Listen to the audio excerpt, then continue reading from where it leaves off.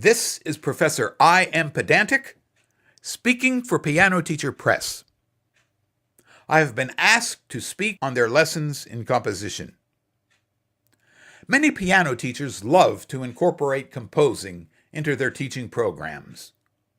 It is a terrific way to help students understand what's behind the notes that they are presently learning. I feel lessons in composition will be a great resource to aid you in teaching your students about composition.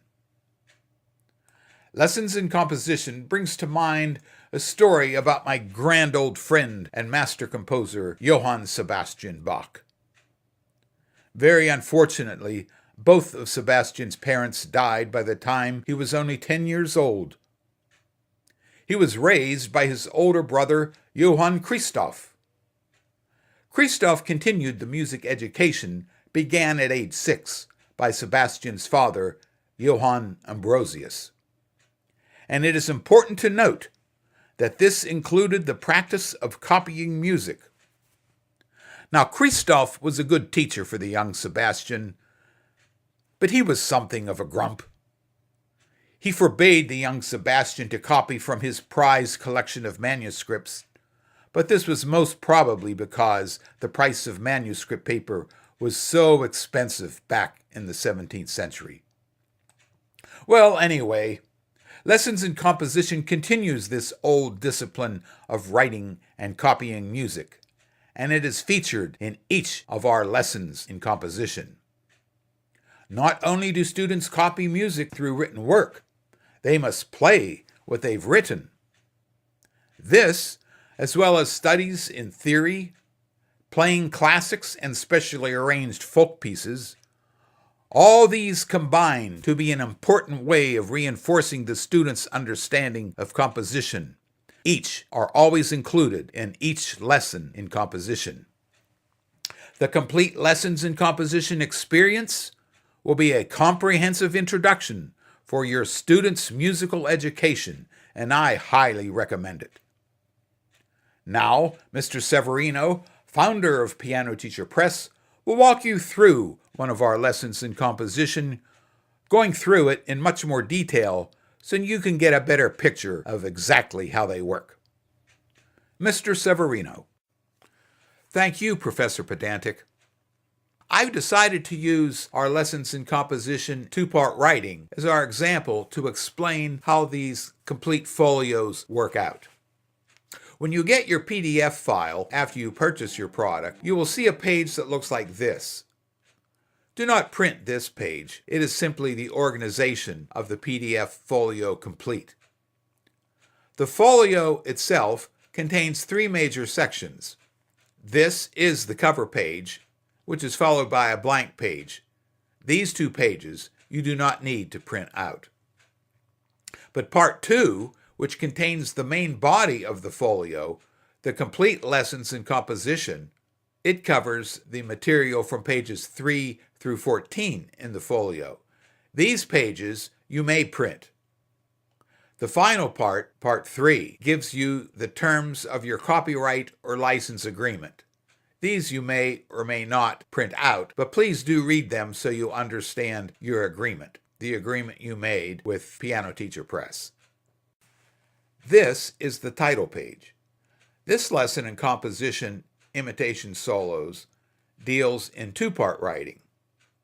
The basic approach of these lessons in composition is to take a classical composition, this time Rameau's Rondino, and through imitation, take a folk song, this time the folk song is The Streets of Laredo, and imitate a similar aspect of the classic piece into the folk piece.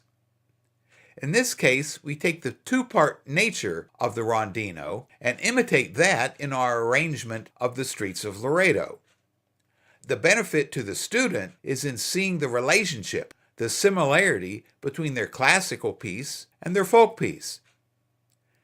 This lesson in 2-part writing will help broaden the student's understanding of this very important aspect of music writing going back for hundreds of years. But this comparison is just the very first step in helping the students understand 2-part writing. Page 2 is a survey of how to use this folio most effectively. There is a lot of room for teacher flexibility in these lessons, and if you know exactly what's included in all parts of the lesson, you can creatively take advantage of the whole, using the pages in such a way that you deem best for your students. In every Lessons in Composition folio, there is a theoretically speaking page. Notice our fictitious Professor I Am Smart drawing attention to the major theory points of the lesson and giving the student some short necessary background information on this particular lesson in composition. On this page, we also have a visual of what two-part writing actually looks like, both in our classic piece and in our folk song arrangement. This helps for an elementary understanding of what the student is actually looking at in finding two-part writing. We can see each piece has a single note melody in the treble clef and a single note bass line in the bass clef. This is classic two-part writing. Each lesson in composition has a play-on page. Here is the bass line to Rameau's Rondino. Since bass lines are so critical to two-part writing, we are asking students to study and practice them individually. We give them pointers as to the performance of a well-executed bass line. This exercise helps expand the student's understanding of two-part writing and how bass lines fit into it. Here is the bass line of The Streets of Laredo, presented similarly to the Rondino. Page 8 is the manuscript of Rameau's Rondino, and page 9 is the manuscript to the two-part arrangement of The Streets of Laredo. These two major compositions are the heart of the lesson, and these are to be taught as you would any composition, especially the Rondino, as it should be taught as any piece from the Baroque, especially paying attention to the execution of the two-part writing, since this is the major point of this lesson in composition. Professor I Am Smart reappears in our write-on assignment. This write-on assignment focuses on melodies being hidden in perpetual melodies, melodies that continue in a constant flow of one particular kind of note, in this case, the eighth note. The theme of The Streets of Laredo is on the lower staff. Notice the blue arrow. Now notice the green arrow on the top staff. The green arrow is on the perpetual melody line. The student is to draw lines where the Streets of Laredo melody is found in the swirl of eighth notes in the perpetual melody. In nearly every measure, the Streets of Laredo is in the identical spot where it should be in the perpetual melody. I think many students will find this fact intriguing, and for more creative type children, it may give them a stimulation to try to do the same.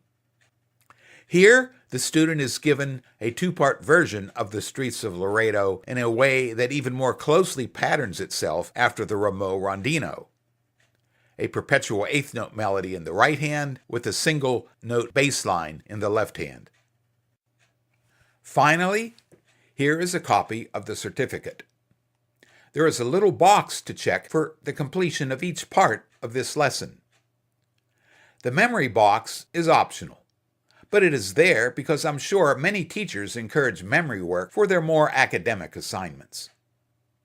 Notice a double box for the Mastery Folk Pieces box.